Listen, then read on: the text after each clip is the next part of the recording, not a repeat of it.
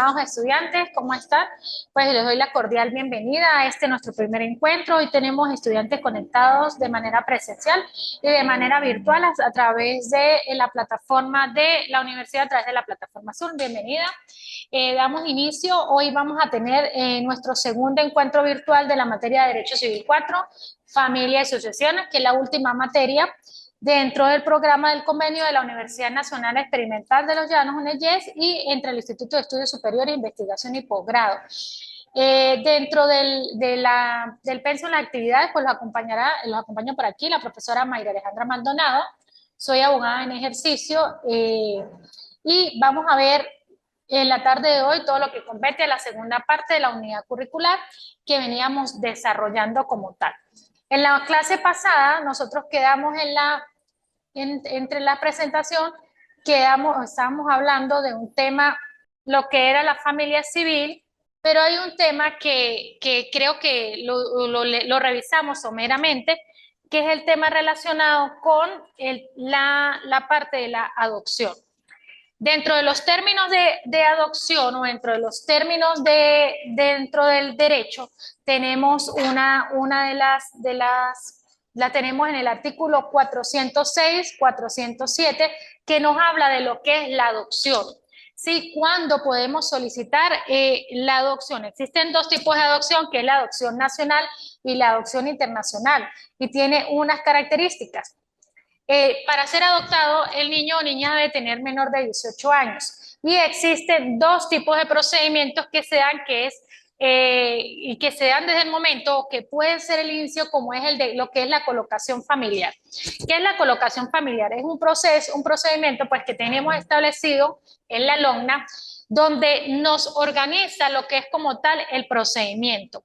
Para esa colocación familiar, primero se dan unas charlas de integración a los padres o a los futuros padres que van a recibir ese niño. Estas charlas, pues se prepara al niño para que sea entregado de forma temporal y posteriormente entregan al niño y retornan nuevamente al niño, según el tiempo de duración que le corresponda. Cada caso tiene una particularidad que es precisamente que cada niño es una entidad diferente, con unas características diferentes, con unos estados emocionales diferentes. ¿Por qué se le entrega al niño y posteriormente se le quita? Para ver cómo es el proceso de adaptación. Cuando tienen la colocación familiar, que ya está decretada por un tribunal y está en manos de un familiar y tienen más de un año después de tener la sentencia, después de 2 años se puede solicitar el proceso de adopción. O sea, la colocación familiar puede generar un proceso de adopción. También se puede adoptar el hijo del cónyuge. Cuando se adopta el hijo del cónyuge se pueden presentar dos fórmulas. Se puede hacer en la competencia de los tribunales, se hace la evaluación psicosocial, el estudio, se les habla acerca de la formación, de la responsabilidad, se le hace la valoración médico, psiquiátrica y psicológica y el emparentamiento, los encuentros con el niño, se evalúa la cercanía, la adaptación y el desarrollo pleno y afectivo del niño. Recordemos que estamos hablando de niños, niñas, adolescentes y su desarrollo afectivo y psicoemocional es fundamental. En toda materia de adopción, primero que todo debe prevalecer la integración, la capacidad del niño de adaptarse y la capacidad de estos padres de adaptarse al niño. Como tal, pues tiene competencia los tribunales de protección de niños, niñas y adolescentes, y la oficina de adopción se maneja a través del IDENA, que tenemos lo que es las oficinas de adopción. La vía administrativa inicia a través de las oficinas de IDENA o lo que es la oficina de adopciones, donde existe una lista o las personas se anotan en una lista como tal para poder tener acceso al proceso de adopción. Se hace una evaluación, el equipo interdisciplinario hace una evaluación psicosocial para identificar o verificar la idoneidad de las personas que son o que están en la capacidad de adoptar. La persona, pues el ser adoptado, pues obviamente debe tener menos de 18 años y pues deben tener unas condiciones especiales. Esto era parte más o menos de lo que había quedado pendiente allí, del tema de adopción. Tenemos la actividad 2, el encuentro 2, el encuentro de hoy. Y tenemos lo que tiene que ver con las instituciones familiares. ¿Qué son las instituciones familiares? Son todas aquellas instituciones creadas y que establecidas a través de lo que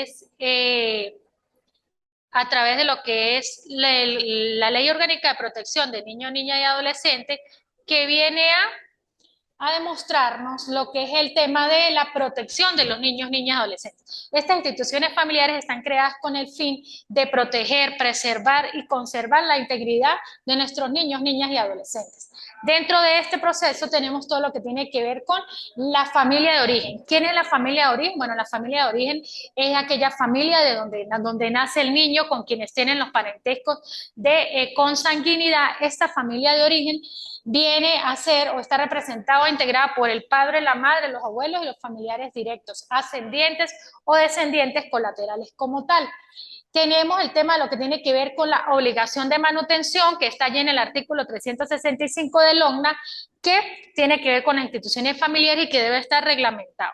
Tenemos también lo que tiene que ver con la responsabilidad de crianza. La responsabilidad de crianza le compete a papá y a mamá y la tenemos establecida en el artículo 359, lo que es el ejercicio de la responsabilidad de crianza. Los padres son responsables civil, administrativamente, de la crianza de sus hijos y hijas, y son responsables civil, administrativa y penalmente. Tenemos también dentro del ejercicio de la responsabilidad de crianza, que lo tenemos en el 358, que es aquel deber de formar, criar, educar, preservar, custodiar, vigilar. Podemos ver que dentro de las instituciones familiares también está lo que es la responsabilidad de crianza, como veníamos hablando, lo que tiene que ver con que se ejerce conjuntamente por el padre y la madre. Y para el ejercicio de la custodia, pues obviamente lo ejerce uno de ellos y los otros, y se establece el régimen de convivencia familiar. También tenemos dentro de esas instituciones familiares lo que es la familia sustituta, que lo encontramos en el artículo 394 del OCNA, y tenemos lo que es la colocación familiar o colocación en entidades de atención. Entonces, la colocación familiar tenemos el artículo 400, que nos habla de la entrega directa. Entrega directa a los padres o a un tercero. Eso sería la demanda de colocación familiar. Eso aplica para cuando alguno de los padres se va del país, pues podemos solicitar esta colocación familiar o entrega directa a los abuelos, a los tíos. También tenemos lo que es la colocación familiar o entidad de atención, que la tenemos en el artículo 396, 397, 398 y 399 del OCNA. En cuanto a la patria potestad, recordemos que la patria potestad se ejerce de manera conjunta por el padre y la madre. La patria potestad no la puede ejercer ni los abuelos, ni los tíos, ni los primos, ni los hermanos. La patria potestad solo puede ejercer papá y mamá y va íntimamente ligado a todos los derechos o deberes que entran dentro de lo que es la patria potestad. La tenemos en el artículo 347 y nos habla de todo el conjunto de derechos y deberes que tienen los padres con los hijos. La titularidad y el ejercicio de la patria potestad está bajo los padres, papá y mamá. La patria potestad no se pierde por falta de uso, por el hecho de que el niño no tenga contacto con el papá o no tenga contacto con la mamá. Es un derecho del niño y solo puede ser suspendida por alguna de las causales establecidas en el 352, que nos habla de la privación de la patria potestad. Existe un elemento importante y es que cuando se genera todo este factor migratorio, vemos ahorita en estos momentos que tenemos situaciones o los cambios que se han suscitado en la familia, ya tenemos ahora familias monogámicas o otras estructuras de vida de familia que no generan solamente o no giran alrededor de papá y mamá, sino hemos tenido otros modelos de familia que van íntimamente desarrollados o que van de la mano con lo que son los otros tipos de familia, como lo es las familias conformadas por mamá, abuela e hijos, o mamá y papá e hijos, o mamá sola o papá solo. Bueno, con esta constante migración que se ha suscitado en el país y que no es un secreto, con esta diáspora de los venezolanos, se hizo necesario interpretar el artículo 262 del Código Civil venezolano, que nos habla de la patria potestad. Porque la OCNA, o como tal, la Ley Orgánica de Protección, no tenía establecido como tal un punto intermedio entre lo que era el ejercicio unilateral de la patria potestad. Nos hablaba del ejercicio conjunto de la patria potestad, pero no nos hablaba del ejercicio unilateral. ¿Qué hacer cuando uno de los padres está, pero no puede ejercer la patria potestad porque no está en el país? O cuando la madre necesita salir con su hijo y no solamente requiere una autorización de viaje, sino necesita el enlace, o sea, tener la entrega directa del niño como tal para poder realizar todas las cosas necesarias, la representación necesaria de su hijo. En este caso se está realizando lo que es el ejercicio unilateral de patria potestad o la homologación de la patria potestad, que es cuando los dos padres se presentan al tribunal y presentan un acuerdo donde de manera voluntaria el padre o la madre decide dejarle la patria potestad a la otra parte.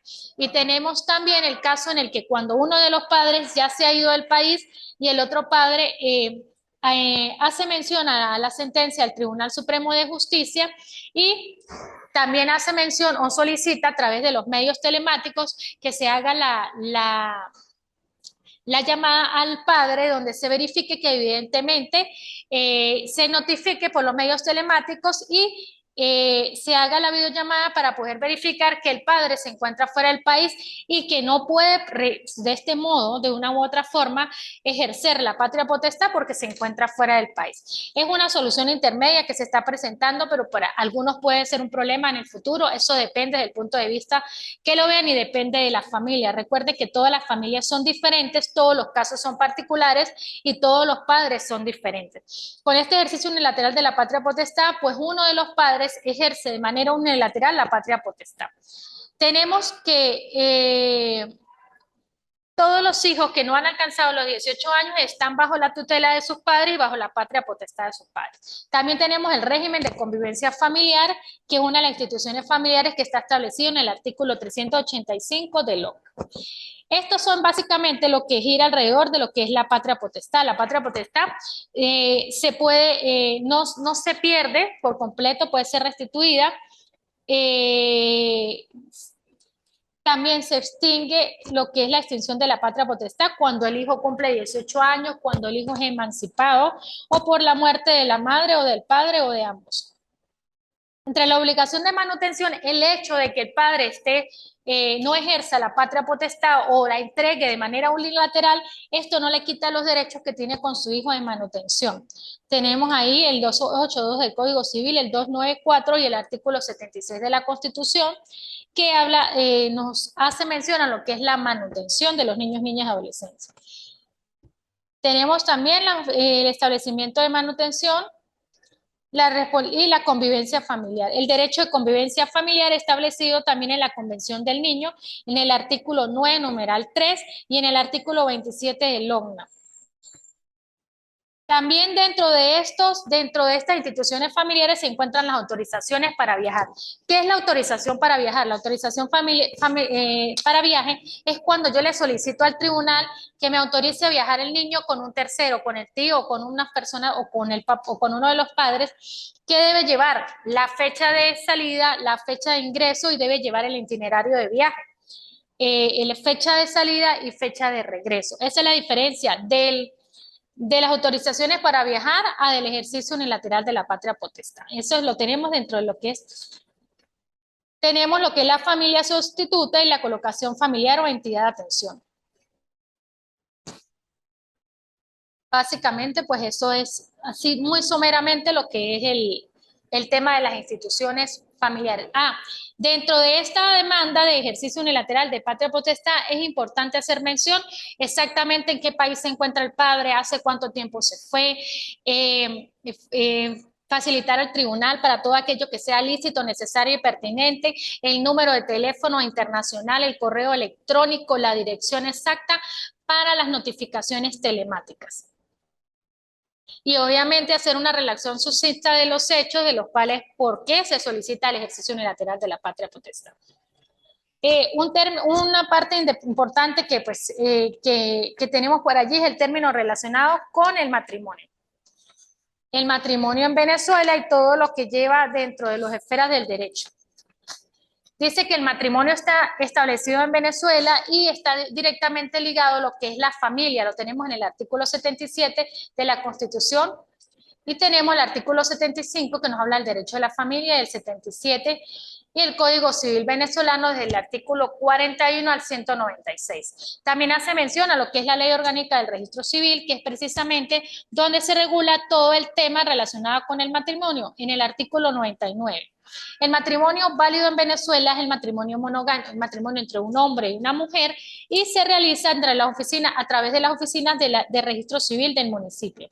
Debe presentar los esponsales y una serie de requisitos para que pueda llevarse a cabo este matrimonio. Entre lo que es el matrimonio en Venezuela podemos ver que en el artículo 33 de la Constitución y el artículo 77 nos habla de protección del matrimonio y del matrimonio de los extranjeros. ¿Qué es el matrimonio? Es la unión legal de dos personas de diferentes sexos para la plena y perpetua comunidad o existencial. Otras personas dicen que en el derecho civil es un negocio jurídico propio del derecho de familia. Otros lo ven como una empresa, otros lo ven como una unidad familiar.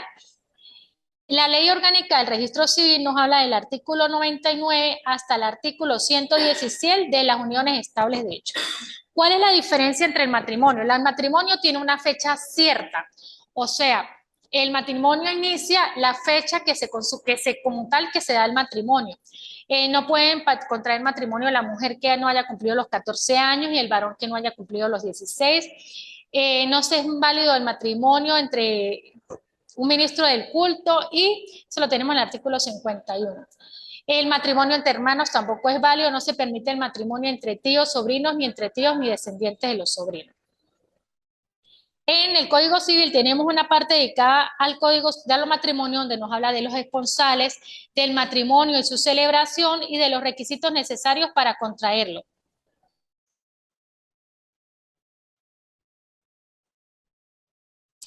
También tenemos lo relacionado con las formalidades que se deben celebrar durante el matrimonio.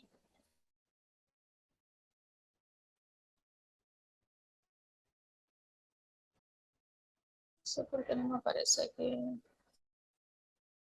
Tenemos también lo que tiene que ver con el matrimonio de los venezolanos en los países extranjeros, del matrimonio de extranjeros en Venezuela. Durante mucho tiempo se realizaba lo que era el matrimonio extraordinario, el matrimonio de extranjeros en Venezuela, porque pues algunas personas se casaban para poder obtener la nacionalidad venezolana. También tenemos el matrimonio de los venezolanos en el extranjero. Para Jocelyn el matrimonio es la unión del hombre y la mujer y es un contrato solemne, solemne porque tiene una serie de solemnidades. Entre las clases de matrimonio, el matrimonio legal en Venezuela es el matrimonio civil. Los demás ritos, la persona se casa por el matrimonio, se casa por el matrimonio civil o por la vía civil. A diferencia de otros países, en Venezuela se casan y se casan por el registro civil y se divorcian por un tribunal. En otros países, como en Colombia, las personas se casan en notaría y se divorcian por notaría. O sea, es más a la vía administrativa. Nosotros aún por lo menos el tema de divorcio lo manejamos por la vía jurisdiccional. En cuanto a las sanciones por inobservancia de los requisitos del matrimonio, tenemos el artículo 131, 132 al 135, que son las sanciones por inobservancia en cuanto al matrimonio. Entre los efectos del matrimonio, pues genera entre el hombre y la mujer un lazo, un nexo. Están obligados a contribuir en los recursos, los cónyuges de mutuo acuerdo tomarán las relaciones relativas a la vida familiar. En cuanto a lo que es las clases de matrimonio, pues tenemos el civil, el religioso, el solemne.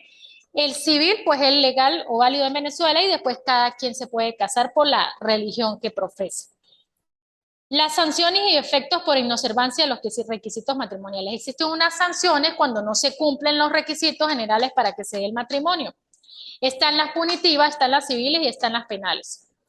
También existe aquellas personas, una medida preventiva, que es cuando alguien se opone al matrimonio. Y está en la nulidad del matrimonio cuando puede ser que una de las personas ya esté casada o cuando no se hayan cumplido los pasos necesarios para que se dé el matrimonio como tal. Dentro de los elementos, otra cosa importante cuando vamos a hablar de lo que es el régimen de comunidades gananciales, existe algo que son las capitulaciones matrimoniales. Anteriormente las capitulaciones matrimoniales se firmaban antes del matrimonio. Hoy en día, con la nueva sentencia del Tribunal Supremo de Justicia, las capitulaciones matrimoniales se pueden realizar en cualquier momento del matrimonio. Por decir algo, usted está casada y usted decide o va a recibir un dinero y va a iniciar una empresa. Usted puede fijar el régimen de capitulaciones en ese momento para que ese acervo patrimonial que usted va a recibir no entre dentro de la comunidad de gananciales. Las capitulaciones que son pactos o tratos, o sea, es un contrato que se firma con una solemnidad donde se reglamenta cómo se va a llevar el patrimonio, la parte pecuniaria de ese matrimonio. En Venezuela existen dos tipos: el contractual, constituido por las capitulaciones matrimoniales, cuando nosotros dejamos por escrito cómo se va a llevar el régimen, y el sistema legal, que es un régimen establecido por Venezuela, que es el régimen de la comunidad de gananciales y es establecido por la ley. La sentencia del 26 de noviembre del año 2021, la 0652, dictada en Sala Constitucional del Tribunal Supremo de Justicia, nos habla de lo que es de las capitulaciones matrimoniales y nos dice que las capitulaciones matrimoniales se pueden fijar durante cualquier momento del matrimonio. Este es el nuevo cambio que tenemos en capitulaciones matrimoniales y se establece a partir de que se publica la sentencia vinculante. A falta de capitulaciones matrimoniales tenemos lo que es la comunidad conyugal o la comunidad de gananciales. ¿Qué es esto? Es la disociedad que se forma entre el hombre y la mujer cuando contraen matrimonio. Al no existir capitulaciones matrimoniales, se abre el régimen de comunidad de gananciales, que establece un 50% para cada uno de los cónyuges, sea que cada uno haya aportado partes iguales o partes diferentes de dinero a esa comunidad. Voy a registrar de una vez los que están conectados. ¿Cómo es tu apellido? ¿Cómo? Ramírez.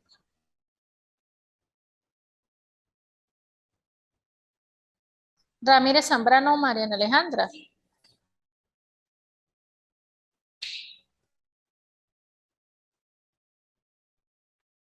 Ajá, esa comunidad conyugal o comunidad de gananciales precisamente se forma para venir a contribuir a lo que es la parte patrimonial de la pareja como tal. Dentro de la sociedad expresa, que a falta de capitulaciones matrimoniales, pues fija ese régimen de comunidad de conyugal o comunidad de gananciales, donde es 50 y 50, independientemente de lo que haya aportado cada uno a la comunidad. Entre el régimen patrimonial en Venezuela, tenemos, por lo que respecta a la situación patrimonial de los cónyuges, un sistema contractual de libertad absoluta donde la persona decide si quiere o no tener capitulaciones matrimoniales. Nuestra legislación ha reconocido el principio de la autonomía de la voluntad, a los efectos de determinar que los esposos fijen el régimen que quieran llevar durante su matrimonio, aunque con ciertas limitaciones. ¿Por qué? Porque entre parejas pues no pueden existir pactos. O es el régimen de comunidad de gananciales o son las capitulaciones matrimoniales. El artículo 1650 del Código Civil prohíbe todo contrato del cual pueda resultar una sociedad entre marido y mujer. El matrimonio, en lo que se relaciona con los bienes, se rige por la convención de las partes y por la ley. Por la convención de las partes serían las capitulaciones matrimoniales y por la convención de la ley, régimen de gananciales. Los contratos que celebren los esposos con anterioridad al matrimonio y para establecer su régimen patrimonial se denominan capitulaciones matrimoniales.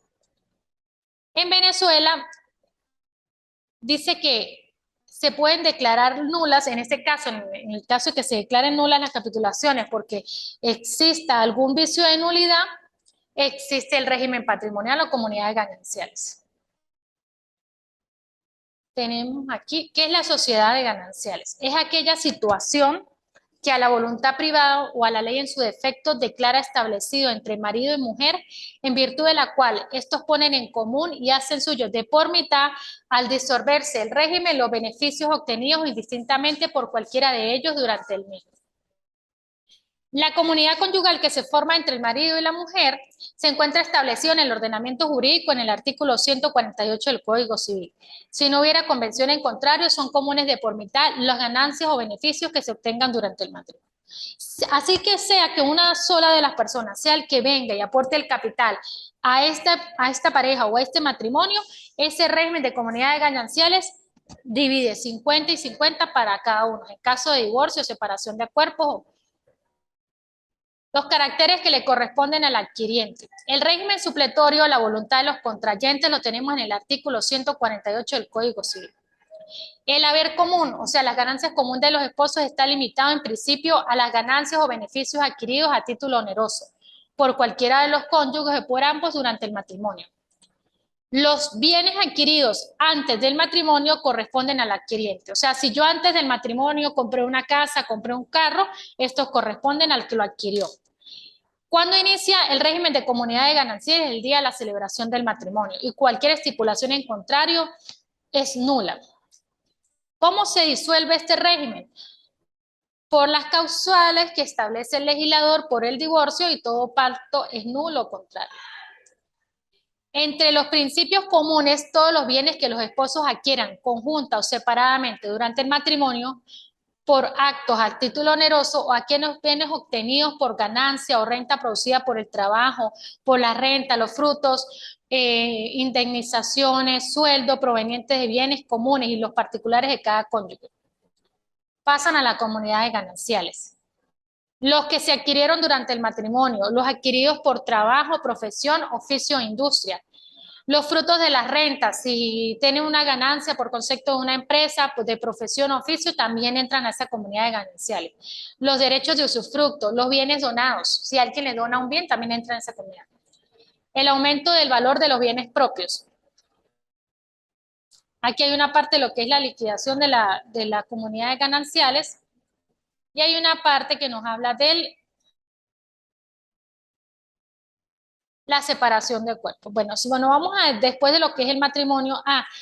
Quiero hablar también y hablar un poquito de lo que es las uniones estables de hecho, que creo que hace rato, las uniones estables de hecho se equiparan según se dice al matrimonio, pero para usted probar que existe una unión estable de hecho, usted debe, si usted no la tiene registrada ante el registro civil, tiene que acudir a una demanda de acción mero declarativa ante un tribunal civil. Es un procedimiento ordinario, de orden público, contencioso, tiene una fase de pruebas, lo hace ante un juez de juicio y hacen el dictamen, el valor pericial de las pruebas.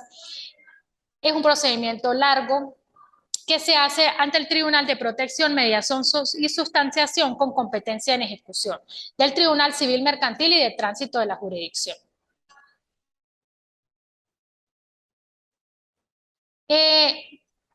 Esta acción mero declarativa le permite, ¿qué va a hacer usted allí? Va a probarle al tribunal a través de una demanda que evidentemente usted vivía en una unión estable de hecho con su pareja y que tenía la posesión de Estado, el trato y la fama, que no tenían un documento firmado ante un registro civil, pero que él siempre le dio la cualidad de cónyuge, o en este caso de concubina, porque no estaban casados.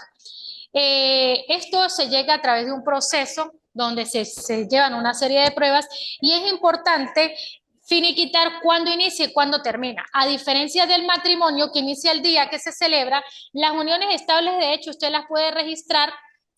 Usted puede ir al registro civil y decir, yo manifiesto mi voluntad de declarar que yo tengo 10 años conviviendo con una persona y que durante estos 10 años concebimos un hijo que tiene tantos años y que vamos a reconocer en este acto. O sea, en el matrimonio no, el matrimonio empieza a contar a partir del día que usted se casa. La unión estable de hecho usted la puede registrar y puede demostrarle al tribunal, eso sí, la demanda de acción mero declarativa debe tener el espacio de tiempo en el cual inicia y cuando termina su unión estable de hecho. Los herederos, en caso de que haya fallecido el cónyuge, se demandan a los herederos. Los herederos deben demostrar o desvirtuar en qué fecha inició y en qué fecha terminó esa unión estable de hecho. Las uniones estables de hecho se terminan por disolución, por muerte, por disolución que se hace ante el registro civil por muerte o por una sentencia del tribunal. La viuda concubina o concubina sobreviviente que ha mantenido vida en común con su pareja, y allí tenemos la sentencia 2005 de la 1682 del Tribunal Supremo de Justicia, donde se hace la valoración hereditaria y es común al matrimonio. Para tener la condición de heredera concubina debe haberse registrado o tener la sentencia de unión estable de hecho debidamente certificada por un juez. También existe otra condición que se presenta, que es el concubinato putativo, que es el más difícil de probar porque existe que la persona vivía en concubinato, pero la persona tenía un matrimonio o tenía otra concubina. Entonces, habría que demostrar ese concubinato putativo. Bueno, esto es básicamente más o menos lo que tenemos así acerca de lo que es la diferencia entre el matrimonio y las uniones estables de hecho, que debes probarla para poder. Existe, y bueno, vamos, ya que hablamos del matrimonio y hablamos de las uniones estables de hecho, también vamos a hablar de lo que es un tema importante, que es el tema del divorcio. Con esto vamos a cerrar la clase del día de hoy. Tenemos los tipos de divorcio que están establecidos en el 185A del Código Civil, que son unas causales taxativas, y el divorcio no contencioso, que es como el divorcio que está ahorita en estos momentos, que se está utilizando, que es el divorcio por desafecto, que a través de una sentencia el Tribunal Supremo de Justicia nos dice que no necesitamos solamente tener el divorcio dentro de las causales dentro del 185A, sino que nosotros podemos decirle al tribunal, oye, señor juez, el amor se acabó. Y entonces cuando el amor se acaba, bueno, el amor se acabó, ese sería el divorcio por desafecto. Con esto pues cerramos la clase la tarde de hoy.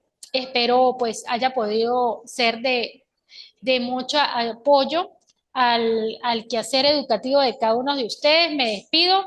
Quedan registrados con la ponderación de la participación los estudiantes que estuvieron conectados en clase a nivel presencial y a nivel virtual. Me despido por aquí. Buenas tardes.